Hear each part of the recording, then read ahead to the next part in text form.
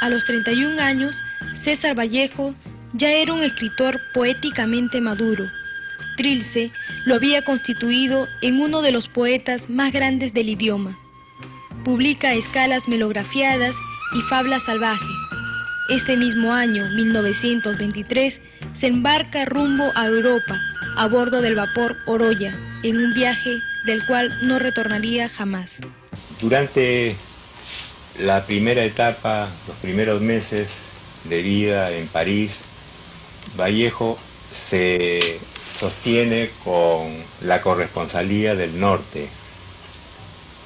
Enviaba un artículo semanal, pero como la cantidad que percibía era pequeña en relación con sus necesidades, logra ampliar su colaboración periodística a otras revistas y diarios. Así, por ejemplo, el año 1925 llega a París don Andrés Avelino Aramburu, que dirigía una revista semanal que se llamaba Mundial, y le pide una colaboración semanal a Vallejo. Posteriormente, la revista Variedades, que dirigía don Clemente Palma, hijo del tradicionista, que se había burlado de Vallejo, de unos poemas de Vallejo joven, en una sección en broma que tenía que se llamaba Correo Franco, también lo contrata, de manera que logra más o menos estabilizar su situación económica, que siempre fue precaria. Resulta verdaderamente emocionante ver en la página del día 25 de octubre un titular a todo lo ancho del periódico que dice: para mañana en primera plana en Montmartre, de nuestro corresponsal en París, señor César A. Vallejo. Resulta emocionante porque este anuncio de la colaboración de este escritor revela el aprecio, revela el afecto que tenían por él los directivos del norte.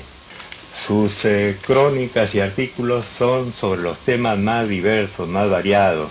Los hay de política, de crítica literaria, de teatro, de música, de arte en general, y en conjunto nos dan una imagen cabal del hombre, del escritor, del artista. Vallejo en realidad no escribió un arte poética, no escribió una composición en la cual, como otros escritores, enunciara su concepción de la literatura, de la estética, del arte. Pero a lo largo de estos artículos podemos reconstruir su pensamiento estético, sus aficiones, sus gustos, lo que Alfonso Reyes llamaría sus simpatías y diferencias literarias. La etapa europea para mí corresponde a una progresiva capacidad de Vallejo para asimilar toda la cultura de su tiempo. Vallejo es un caso extraordinario de un autor muy andino, con muchas raíces nuestras, que sin embargo se vuelve de un interés planetario universal. En París todo le interesa: la moda, el deporte, la política, la economía, la religión. Sobre todo eso escribe a lo largo de una producción periodística que fue muy intensa desde 1923 hasta 1930. Después disminuye un poco, pero no deja de hacer colaboraciones periodísticas. Sorprende cómo Vallejo se apodera de todo lo que ocurre en su tiempo, y cuando se interesa por el marxismo se preocupa por viajar a la Unión Soviética, hace 3 viajes y hace suya la Revolución Soviética. Después, cuando ocurren los sucesos de la República Española y la Guerra Civil, también. Bueno, toda esta capacidad de Vallejo lo lleva a enriquecerse enormemente, y si ya era un poeta extraordinario antes de irse, ahí en Europa se va a convertir en el escritor peruano más completo que hemos tenido, porque no solo es el mejor poeta, y eso se ratifica con los poemas humanos y con España, Pártame este cáliz, que son de las cumbres de la poesía de este siglo en cualquier idioma, sino que también Vallejo continuó sus experimentos narrativos y comenzó su dedicación al teatro. donde aparte de escribir obras, tuvo ideas muy originales de estética teatral. Además, mencionaba hace un rato, tuvo una intensa labor periodística que se complementó con obras de más vuelo. Escribió ensayos, reportajes a Rusia.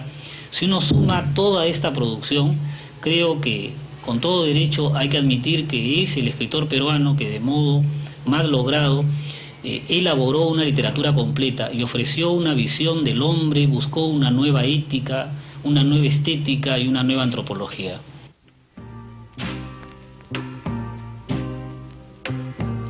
Se puede afirmar con seguridad que Vallejo es uno de los grandes poetas del dolor, quizás el más grande poeta en la lengua española que ha tocado este tema.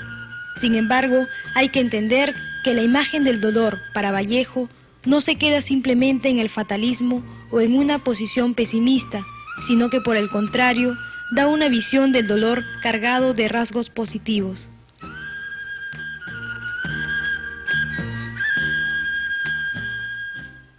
Vallejo, acercándose mucho al lenguaje de los profetas y al Evangelio, al Apocalipsis, y por otro lado a la manera como él asumió el marxismo y su solidaridad con los dolientes, Vallejo es de los que piensa que el dolor es fecundo, es fructífero. En un poema que se llama Voy a hablar de la esperanza, solamente nos habla del dolor. Es muy sintomático, quiere decir que en el dolor está la verdadera esperanza para Vallejo. En los miserables, en los desgraciados, en los sufrientes, en estos guerreros que están peleando por la República Española y que están agonizando, y muchas veces ya están muertos, como el del famoso poema Masa, Vallejo no se queda en una visión negativa, sino que siente que el dolor es fructífero y que de ahí va a brotar una nueva humanidad, que el dolor enseña, del dolor se pasa a la esperanza. Haciendo un cuadro pequeño, yo asumiría la visión de algunos críticos que consideran de que Vallejo, cuando habla del pasado, lo ve con nostalgia. El pasado fue un paraíso. A nivel de la historia peruana, las grandes culturas prehispánicas para él fueron un periodo extraordinario. El pasado histórico del Perú fue feliz y su pasado personal y biográfico también fue feliz. O sea, tiende a idealizar con nostalgia el pasado. Cuando retrata en cambio el presente, nos sitúa en un hoy doloroso, donde reina la injusticia, la alienación, la muerte, la orfandad, etc. Pero cuando se proyecta al futuro, está cargado de esperanza. El futuro de Vallejo es el futuro del poema Masa, donde el amor vence a la muerte, donde la solidaridad de todos los hombres se imponen al dolor. Entonces no hay que hablar solo de Vallejo, el poeta del dolor y de la muerte. Vallejo es también el poeta de la vida, el poeta de la muerte, donde se derrota la muerte. Es el poeta de la capacidad, del amor humano, de la comunión humana, para que seamos felices. Creo que no hay ningún poeta en el siglo XX que haya, como él, celebrado o haya apostado, quizá mejor, al triunfo final de las fuerzas positivas sobre las fuerzas oscuras. Quiero decir también que la poesía de Vallejo puede ser representativa de la nacionalidad, en cuanto la nacionalidad es mestiza. En este aspecto, creo que si el mestizaje comenzó con Garcilaso de la Vega y el Inca, cobra realmente vigencia con Vallejo. Entre otras cosas porque Vallejo escribió en castellano, aunque su tema, los asuntos que él trataba, siendo muy personales y teniendo un carácter universal, podemos decir que de todos modos él representa al Perú esencial, al Perú mestizo. La mayoría de los estudiosos de Vallejo destacan que él no escribe racionalmente esta poesía, no la escribe ni siquiera gramaticalmente, que él escribe estados de ánimo, emociones, sentimientos muy grandes, muy fuertes, muy puros. Por eso a veces usa un estilo entrecortado. Es que él también sabe usar el silencio, y el silencio en su poesía puede hacer el papel que hace el silencio en la música. A Vallejo hay que leerlo y hay que escucharlo con sencillez, con inocencia, dejando que nos hable al corazón, al sentimiento y por último al instinto, a las vivencias más hondas, porque él lo que nos da es eso, sus vivencias más hondas, sus momentos profundos, y podemos decir que su poesía pues a veces es un grito a veces un sollozo, a veces una imprecación.